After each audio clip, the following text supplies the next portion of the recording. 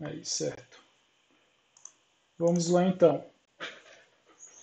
Hoje a aula vai ser um pouquinho mais demorada, né? Mas vamos falar sobre dois temas de uma vez, né? Porque aí já sobra espaço para resolvermos os exercícios nas próximas aulas.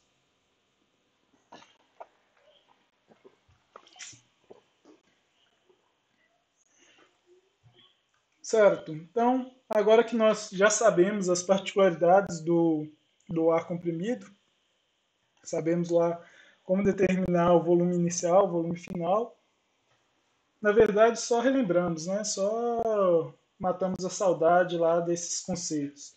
Vamos usar muito durante a disciplina? Até que não, porque nós vamos ir para um lado mais técnico assim, e o importante é só relembrar essas propriedades. Mas vamos ver agora uma parte importante da nossa disciplina, que no caso, vocês que fizeram máquinas de fluxo já viram, que são os compressores.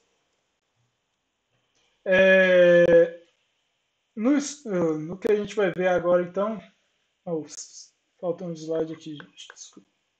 Ah, certo. Na parte que nós vamos ver agora, vamos ver a parte de produção do ar comprimido, que no caso é feito com essas máquinas de fluxo chamadas compressores. Mais para frente, depois da produção do ar comprimido, né, que a gente vamos pegar o ar da atmosfera e comprimir, nós vamos ver a parte de tratamento, que vai ser nas próximas aulas. Então, isso aqui faz parte desse trio, né, produção, tratamento e distribuição. Então, temos na parte aí 1 de 3, que é a produção. E para falar dos compressores, vamos ter dois tipos. Vamos falar então dos compressores de deslocamento dinâmico e dos compressores de deslocamento positivo, ou compressores volumétricos. Aí nós vamos ver lá os compressores radiais, axiais, os ejetores, os rotativos e os alternativos. Se vocês se lembram de máquinas de fluxo, não vão ter nenhum problema nessa parte de compressores. Então, como funciona esse nosso processo de compressão, de produção, tratamento e distribuição do ar comprimido? Nós vamos ter lá a nossa aspiração ou filtração, que nós também vamos ver uma partezinha dessa de filtração, se eu não me engano. Temos a parte de compressão, que é representado pelo compressor aqui ligado ao motor elétrico. Prestem atenção nesses símbolos, gente. Esses símbolos aí são tudo definidos pelas normas ISO, ABNT. E se você estiver lá na Alemanha, pela norma DIN, né? Na Europa, acredito que eles usam a DIN. Mas esses símbolos aqui, se vocês conseguirem identificar eles, fica mais fácil de vocês entenderem como funciona esse processo. Então, vamos ter a parte de produção, que vai ser essa de compressão e aspiração, apesar que aqui na aspiração você vai ter uma filtragem, que seria um tratamento também. O que acontece depois que você comprime o ar? Nós vimos lá que se você tiver uma transformação isotérmica, a temperatura se mantém constante. Se for isobárica, a pressão se mantém constante. Como a gente está comprimindo, não podemos ter uma isocórica, né? Então, isso aqui seria um processo ou isotérmico, ou isobárico, ou entre o meio lá, que é aquele misto que a gente viu. Mas aí, se como a gente está comprimindo, o principal é o seguinte: nós vamos aumentar a pressão desse sistema. Então, a nossa pressão 1 vai ser menor que a nossa pressão 2, que a gente está fazendo a compressão. O nosso volume 1 vai ser menor que o volume 2, ou na verdade o contrário, né? O volume 1 vai ser maior que o volume 2. Por que isso acontece? Porque você está reduzindo o volume. E, consequentemente, se você está considerando um gás ideal, a gente está considerando aqui que a temperatura não vai se manter constante. Então, se você tem a pressão aumentando e o volume diminuindo, pela lei dos gases ideais lá, qual que é ela? PV sobre T. Se o P1, P1V1, P2V2 sobre T2. Esse 2 aqui ficou meio bagunçado. O nosso P2 vai ser maior que o P1. Deixa eu colocar de outra cor aqui. O nosso P2 vai ser maior que o P1. E o nosso V2 vai ser menor que o V1. Para compensar então isso, nós vamos ter aí que a nossa temperatura final vai aumentar também. Então, vou ter uma temperatura final maior que a temperatura inicial. E por isso que depois da parte de compressão, vamos ter o resfriamento. Às vezes, se tivermos uma compressão em mais estágios, que a gente vai ver mais na frente, nós temos o resfriamento entre essas compressões, para facilitar ainda mais lá se obter o ar comprimido com uma pressão maior. Então, lembre-se disso. Depois da compressão, nossa temperatura aumenta. Como a gente quer manter uma temperatura mais estável, fazemos o resfriamento. A partir desse processo de resfriamento, podemos ter a filtração depois, ou a secagem. O que a filtração vai fazer? Vai eliminar aí alguns resíduos, impurezas. No caso, seria as impurezas do sistema, que a gente viu lá que pode ser umidade ou poeira, né? Se a gente tiver feito uma filtração boa aqui no primeiro estágio, quando chegar aqui a gente vai ter que filtrar pouquinha coisa, né? Então o filtro aqui vai ter que pegar partículas menores. Porém, o processo de secagem, o que ele vai fazer? Durante o resfriamento, o seu ar ainda tem umidade.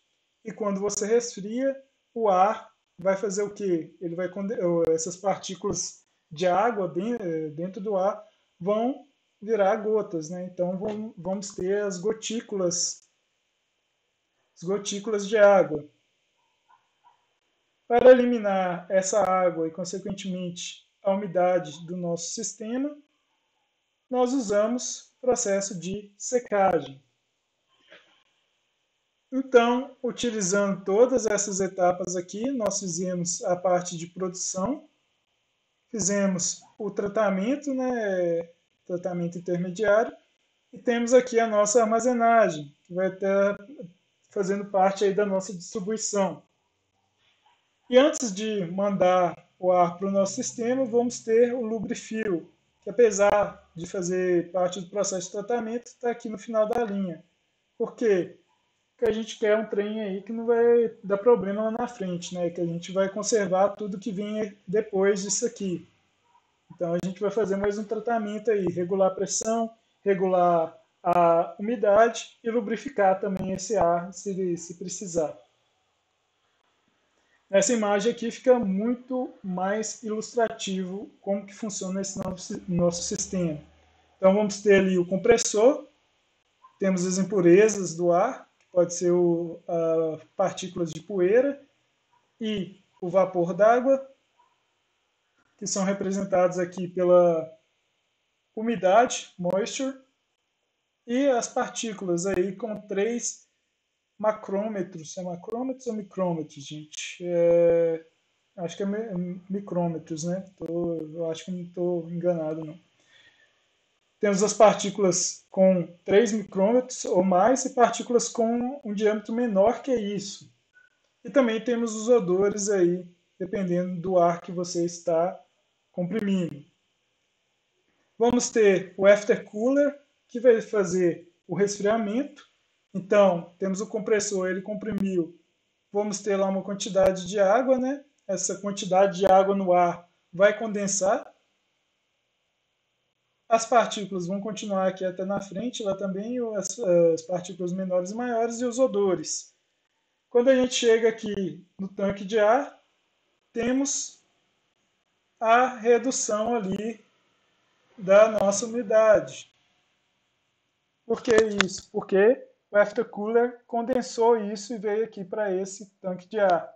O nosso filtro, então, vai filtrar essa água e vai filtrar também a poeira.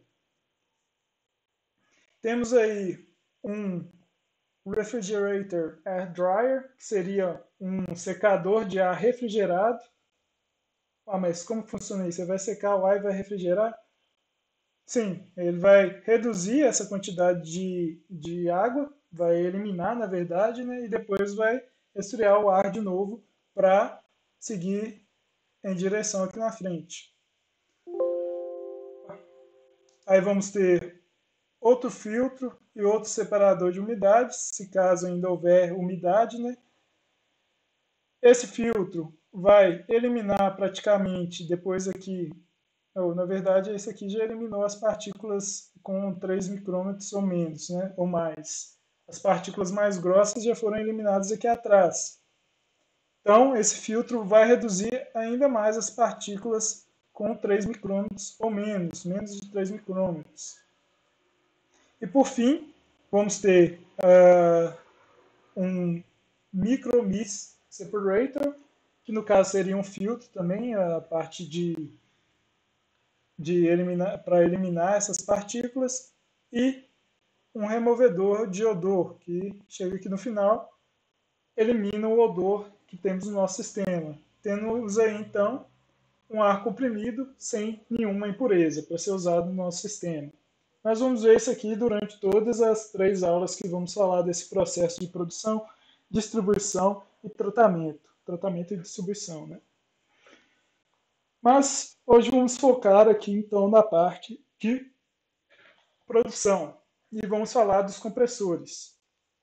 Esses nossos compressores então vão ser divididos em deslocamento dinâmico e deslocamento positivo. Dentro do deslocamento dinâmico, vamos ter os ejetores, os compressores de fluxo radial e de fluxo axial. No deslocamento positivo, vocês já viram alguns tipos de máquinas com deslocamento positivo, alternativos, que seria, no caso, aí, um pistão. Vamos ter também rotativos, que vai ser o compressor de roots, que seria de dentes, né, de palhetas, que a gente viu lá o motor de palhetas, e parafuso. E temos aqui um diafragma também, que ele é pouco usado, mas mesmo assim vale citar. Temos aí a representação deles, aí um desenho, mas vocês vão ver lá mais na frente. Aqui em relação aos compressores alternativos, temos os a pistão. O diafragma aqui também pode ser considerado como um compressor a pistão. E eles funcionam basicamente bem parecido lá com um motor de carro, né? Que você vai ter a entrada de ar, só que aqui no caso você vai comprimir esse ar, não vai causar combustão não. E esse ar vai sair com uma pressão maior aqui no final. Aí dentro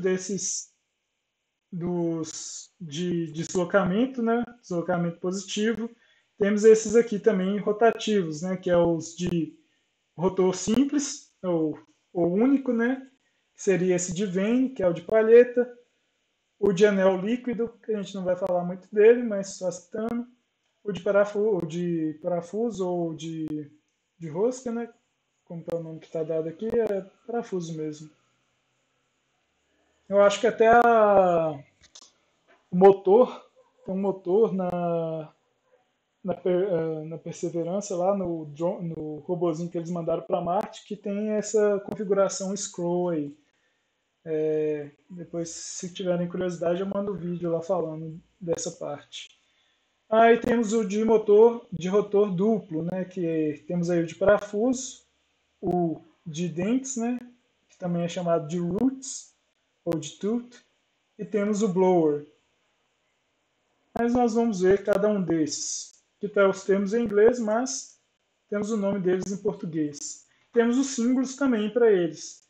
Todos vão ter esse símbolo, que é um círculo com as duas setas aqui, mas vão diferenciar só um pouquinho aqui, igual o de pistão vai ter uma diferença, o diafragma vai ter outro, de palhetas, anel líquido, o de lóbulos ou roots aí que chama, parafuso axial e radial. Aqui, como vocês podem ver, dá para ver algumas diferenças nesses nossos sistemas, nesses nossos compressores. A pressão e o volume de fluxo. Nessa fonte aqui que eu coloquei é lá, só para você ver, eu falei do resfriamento intermediário, que é o intercooling. A gente vai usar bastante aqui quando você usar mais de uma fase, principalmente com os compressores de pistão. Então você consegue atingir uma pressão maior se você tiver duas fases de compressão. Também vamos atingir um fluxo maior, lá só para você ver, uma fase estava 120 metros cúbicos por hora, quando você acrescenta mais uma fase, chega aos 600, que é bastante aí. Da mesma forma aí com o cabeçote cruzado. Temos o diafragma, que porém a pressão dele é baixa, o volume também é pequeno. Nós, acredito que eu não coloquei aqui, mas esse diafragma é usado quando você não quer que o ar tenha contato com o pistão, lá, com as partes metálicas, com o óleo. Então, esse tipo de compressor, anotem isso aí, é bem usado em sistemas hospitalares. Por exemplo, você quisesse fazer um respirador como o povo estava fazendo lá, você conseguiria fazer um respirador diafragma, no qual o ar que entrar aqui, ele não vai ser contaminado por nenhuma partícula de óleo, de metal que estiver ali sendo desgastada durante o funcionamento desse seu compressor. Temos aí o sem pistão, o compressor de anel líquido lá tem uma pressão meio baixa também, mas olha só para vocês verem, os que têm a pressão mais alta vão ser os de pistão aqui, que são de deslocamento positivo. Agora, se vocês quiserem alguma coisa de fluxo, olha a diferença que esses aqui têm. O fluxo desse tipo de compressor, de fluxo axial, de fluxo radial, é bem mais alto que os outros. Então, se você você vê os de deslocamento dinâmico em relação aos de deslocamento positivo, uma das principais diferenças é isso. Nos de deslocamento dinâmico, a pressão vai ser mais baixa, porém o fluxo vai ser maior. Deslocamento positivo, principalmente os alternativos, a pressão vai ser maior, porém o fluxo vai ser mais baixo. Certo? Deixa eu apagar aqui. Apesar que tem uns de deslocamento positivo que chegam a umas velocidades bem altas, porém ainda não alcança os 200 mil metros cúbicos por hora aqui que um deslocamento dinâmico consegue fazer. Né? Então, se quiser fluxo, é com os compressores de deslocamento dinâmico. Se quiser pressão, com os de deslocamento positivo.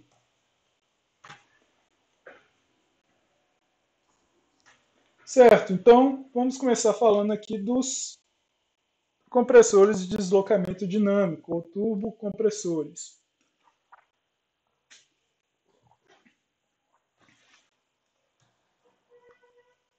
Esses nossos compressores de deslocamento dinâmico vão funcionar como um processo de aceleração de massa e vai possuir dois órgãos principais, que é o impelidor e o difusor. Nesse caso, o impelidor vai transferir a energia para o gás, o difusor vai transformar essa energia cinética em entalpia, e essa entalpia vai ser transformada em um ganho de pressão, porém essa pressão vai se manter constante. A desvantagem dele é que ele vai ser afetado por condições externas, principalmente a temperatura de entrada. Então, se você estiver usando esse compressor dinâmico em um lugar que a temperatura varia muito, é melhor nem usar ele, né? Você usa lá um de parafusos que tem uma pressão alta, né? Aqui, só voltando aqui atrás, se eu usar um de parafuso aqui no caso, você tem uma pressão alta e tem, ou no caso, o de lóbulos, né? Apesar que ele tem a pressão baixa, ele tem uma rotação maior de parafuso aqui que chega a um volume de fluxo maior. Infelizmente, o fluxo desse aqui vai ser muito mais alto, né? Mas aí tem essa desvantagem. Então, segue essa sequência. O impelidor vai transferir energia para o gás. A transferência na forma de energia cinética em entalpia, né, é feita dessa forma. O escoamento é recebido pelo difusor. O difusor vai transformar essa energia cinética em entalpia. E esse ganho de entalpia vai gerar um ganho de pressão que vai se manter constante, porém vai ser afetado por condições externas. Vamos ver aqui então o fluxo radial para a gente exemplificar o que a gente falou ali atrás, para ficar mais claro. No caso aqui do fluxo radial, você vai ter um motor que gira esse eixo, o ar entra por essa parte, né, e vai ganhando velocidade, ou seja, o seu fluxo ali vai aumentando. Tem um vídeo aqui que mostra melhor ele, gente. Ah, sim, esse aqui fica mais fácil de compreender. Nossa aspiração, então, é dada por aqui. Ele entra lá, como a gente falou aqui, pelo impelidor, né? O impelidor, no caso, cadê? Nesse caso aqui, cadê? Tinha uma figura que mostrava o impeller. Impeller, no caso, vão ser essas pás aqui, gente. Na verdade, nesse aqui, no caso, o difusor vai ser as pás, né? Nesse aqui não fica muito fácil de ver o impelidor, não, mas no da frente, mais para frente vai dar para ver. Esse de fluxo radial, basicamente você vai ter o giro desse eixo. O ar, então, vai gerar uma diferença de pressão que ele vai ser aspirado por aqui. Aí os difusores vão fazer aquela transferência lá de energia e transformar a energia cinética lá do nosso sistema, né, em entalpia. E essa entalpia vai gerar aquele ganho de pressão. Só que essa transferência, como a gente viu, a pressão não é muito alta, só vai gerar uma maior velocidade ali de energia cinética. É para vocês lembrarem de como é a estrutura de um, de um compressor de fluxo radial centrífugo, só lembrar da Peppa Pig aí, ó, engenheiro mecânico quando ele é pai. Certo, nessa figura aqui dá para ver melhor como funciona. Eu acho que tem um vídeo ali também para mostrar isso no próximo slide. Nesse caso aqui, o nosso ar entra pela parte dianteira. A partir do giro desses rotores, nós conseguimos fazer essa aspiração aqui. E a força centrífuga faz com que a nosso ar ganhe velocidade. Então, quer dizer, você consegue fazer essa transferência aí dessa energia de rotação para o fluxo. E a entalpia lá vira pressão. Nesse caso aqui, dá para ver perfeitamente lá o impeller. O difusor aqui vai ser esse na saída. O ar vai entrar aqui pela sucção. Vai ser empurrado, vamos dizer assim, pelo impelidor, né, que vai fazer aquele processo que a gente viu aqui atrás, que é transferir energia para o gás. E o nosso difusor, que fica aqui na saída, né? O difusor vai estar aqui na saída, ele vai aumentar um pouco a pressão ali a partir da conversão de entalpia em pressão. Certo, deixa eu ver se esse vídeo aqui dá para reproduzir.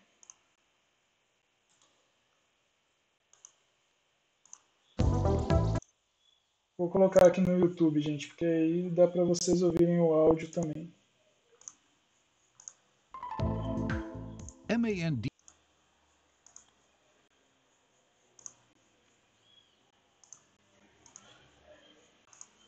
Turbo manufactures tailor-made integrally geared Tá dando para ouvir aí, gente? O vídeo? Então, vou colocar aqui. compressors, also known as multi-shaft compressors. A modular design concept can be used for these machines, and all components come with extremely good references. Up to 8 compressor stages are arranged around a gear unit in the same way as the hands of a clock. The basic principle is the same in that only one drive unit is needed to rotate them at different speeds. This compressor has 6 stages, arranged in 2 sections. Downstream of the second stage, the customer can draw off a specific volume at medium pressure. The remainder is further compressed to the desired discharge pressure by the second section consisting of stages 3 to 6. Each stage contains an impeller, and each pair of stages with the same impeller speed is arranged opposite each other. They share a pinion shaft, at the ends of which the impellers are attached. Inlet guide vanes are mounted in front of the first stage of each section, here stages 1 and 3. Their blades can be adjusted synchronously, which enables each section to be controlled individually. Each pinion shaft meshes in the bowl gear with its central teeth. The pinions have varying numbers of teeth, which gives different gear ratios depending on the particular pinion and enables optimal speeds for the 2 individual compressor stages. It's the impellers, gear unit, and bearings that largely determine the efficiency and service life of an integrally geared compressor. And with MAN Diesel and Turbo, the design of all components and the related know-how come from one source. Whether dry or humid air, refrigerant, nitrogen, carbon monoxide, or dioxide, the rotating impeller sucks the respective process gas through the inlet guide vane unit. Centrifugal force works here in the same way as with a roundabout and accelerates the gas radially in the blade channels, that is to say from inside to outside. This provides the gas with kinetic energy, which is transformed into pressure energy in the impeller and diffuser. The volute then collects the gas. With each compression, the gas temperature rises. This in turn somewhat reduces the density and increases the volume. Because this means that the following compression process would then require more energy, the gas flows after each stage through piping to an intercooler that reduces the gas temperature before the gas enters the next stage. The shown process, axial flow to the stage, compression, and transfer to the intercooler, repeats itself stage by stage. This raises the pressure incrementally. Depending on the unit size, it can compress up to 350,000 cubic meters per hour to a discharge pressure of maximum 250 bar. Integrally geared compressors have significantly higher efficiency levels compared to multi-stage single-shaft compressors with the same operating speed. They can not only be used on their own. The one shown here, driven by a steam turbine and supplied with pre-compressed air by a main air compressor, is used particularly in air separation plants. They generate large volumes of oxygen, for instance for coal to liquid plants. Beside the integrally geared compressor, MAN Diesel and Turbo can supply process piping and process gas coolers, the complete train oil system, or as well the complete machine train from perfectly coordinated components. The Berlin site has developed and built integrally geared compressors since 1977. Worldwide, hundreds of units reliably compress a huge variety of processed gases daily at high efficiency levels and discharge pressures. Their modular construction principle enables them to be designed and supplied for the most varied customer processes.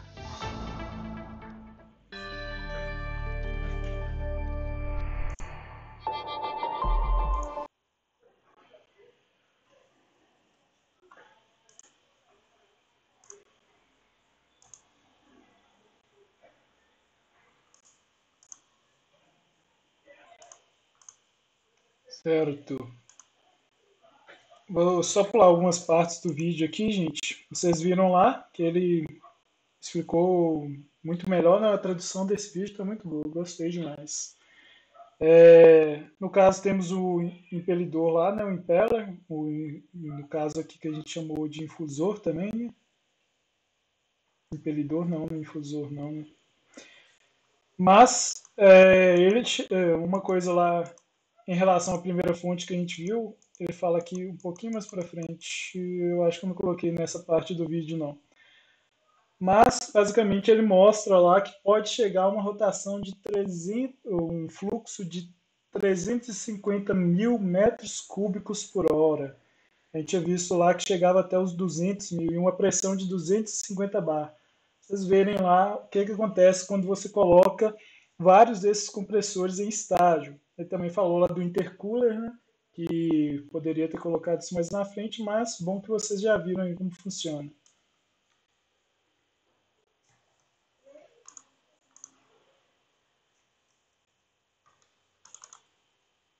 Me travou aqui.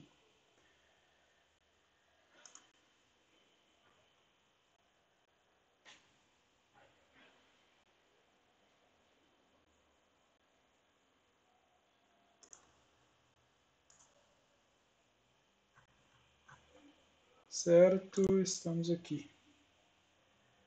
Voltando então. Essas imagens é tudo representação desse mesmo tipo de compressor, né, de fluxo axial ou de radial. Agora vamos ver o fluxo axial, como ele funciona. No fluxo axial vai funcionar ali bem parecido com um ventilador ou algo do tipo, né, que você vai ter a rotação do motor. Vou pegar a caneta aqui. Você vai ter essa rotação do motor que vai fazer ele girar. Esse movimento vai aspirar o nosso ar aqui e vai fazer a descarga dele. Só que só um estágio assim, o que acontece, né? Você aumenta a velocidade dele, como no ventilador. A velocidade aqui inicial vai ser menor que a velocidade final. Estou utilizando o V aqui, mas V também a gente usa para volume, né? No caso do compressor axial, você vai ter vários impelidores aí para fazer esse movimento. E dessa forma você consegue transferir a energia cinética para o seu fluido de forma que lá na frente vai ser transformada em pressão. No caso, você vai aumentar o seu fluxo, né? Porém, vai aumentar a pressão um pouquinho também. Não vai ser uma pressão muito alta, a não ser que você tenha vários estágios, mas vai ser uma pressão razoável para a aplicação do seu sistema. Aí tem alguns vídeos aqui também, deixa eu ver se eu coloquei aqui na frente, coloquei não, deixa eu...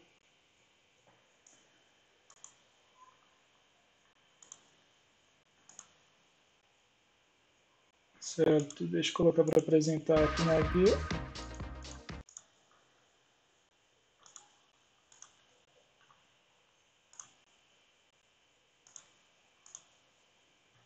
Deixa eu aproveitar e abrir o outro vídeo também, gente, porque aí já fica os dois aqui em sequência. Coloca a legenda aqui também. MAN Diesel and Turbo offers leading air compression solutions for air separation units, ASUs, either with a radial main air compressor.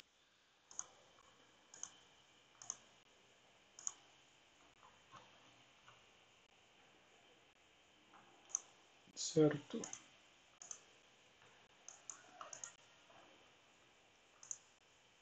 MAN Diesel and Turbo is the world's leading supplier of industrial axial flow compressors. Various types of axial flow compressors are available to meet the specific requirements of different industrial sectors.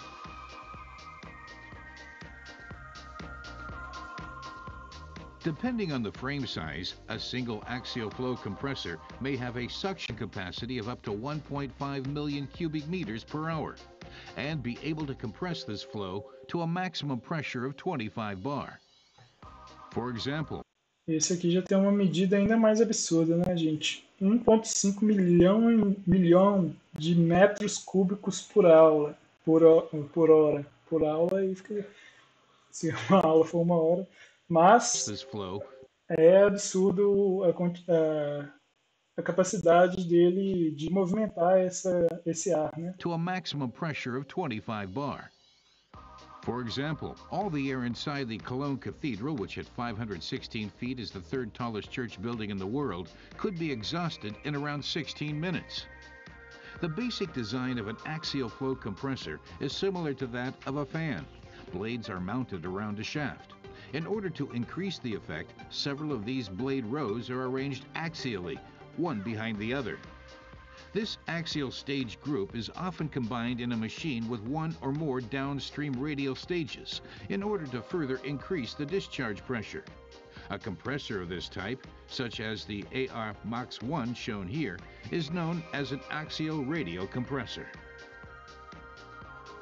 The axial and the radial part are mounted on a common shaft, and the gas, normally air, flows through them in turn. An intercooler can be installed in between, which increases the efficiency of the compression process.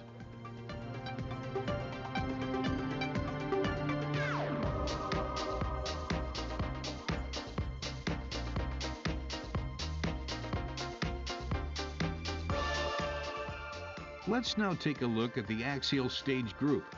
As they rotate, the blades strike the gas, guiding it backwards and also compressing it. This process generates a flow along the axis. That's why the machine is called axial flow compressor.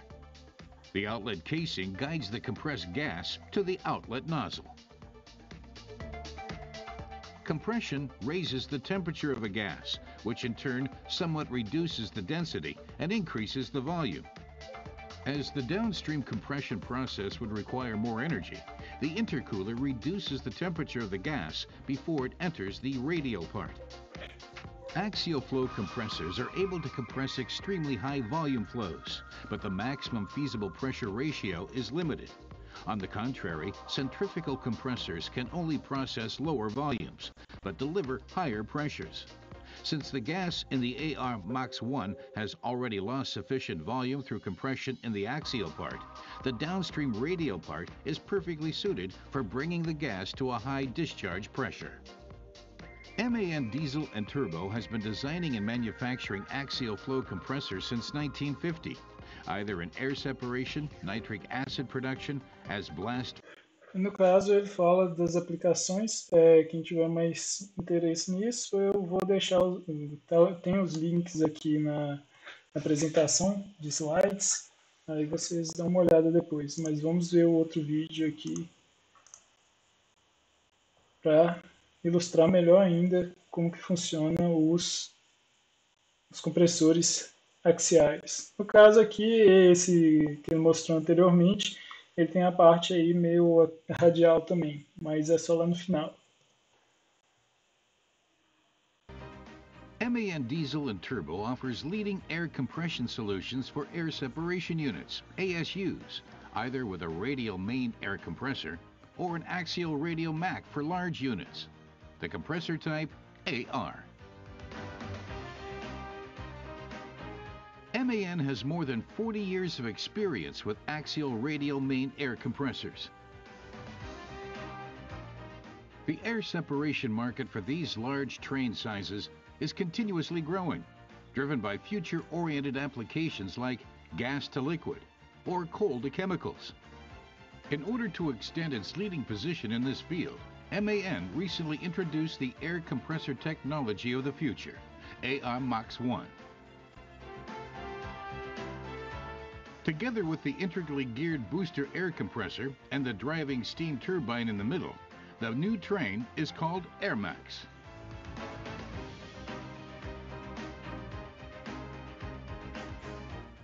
MAN has further developed its proven axial radial main air compressor type AR by equipping it with. No caso, é só uma explicação mesmo daquele que a gente viu no outro vídeo, né? Que tem a parte axial e tem a parte radial aqui. Mas era para ver essa explosão aqui mesmo que eles fazem. Quem fez desenho técnico aí já fez algum desenho desse tipo lá com o Vitor, acredito que é o professor que dá a disciplina. Blading generation Max 1. Besides the blade geometry itself, all parts and design features are well referenced. Você projetar um sisteminha desse aqui não deve ser fácil não, né, gente? Mas essa parte, principalmente aqui dos impelidores, né, da parte axial, deve ser bem chatinho de fazer. lembro que um aluno fez essa parte aqui, fez parte dessa axial com o Thiago e imprimiu em 3D, ficou legal demais. Mas tem toda uma técnica para você desenhar isso no SolidWorks. Aí quem tiver mais interesse nesse vídeo aí, ele está falando basicamente a mesma coisa que nós vimos no vídeo anterior. Parte lá dos dois estágios, axial e radial. E deixa eu voltar lá então para a nossa apresentação.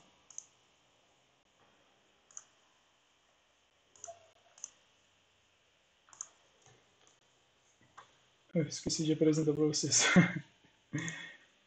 De ter uma opção de alternar isso aqui de maneira mais fácil. Mas está ok. Vamos lá então. Nós não vimos esse ejetor. Opa, não vimos esse ejetor. Ele é um modelo bem mais simples que esse axial e esse radial.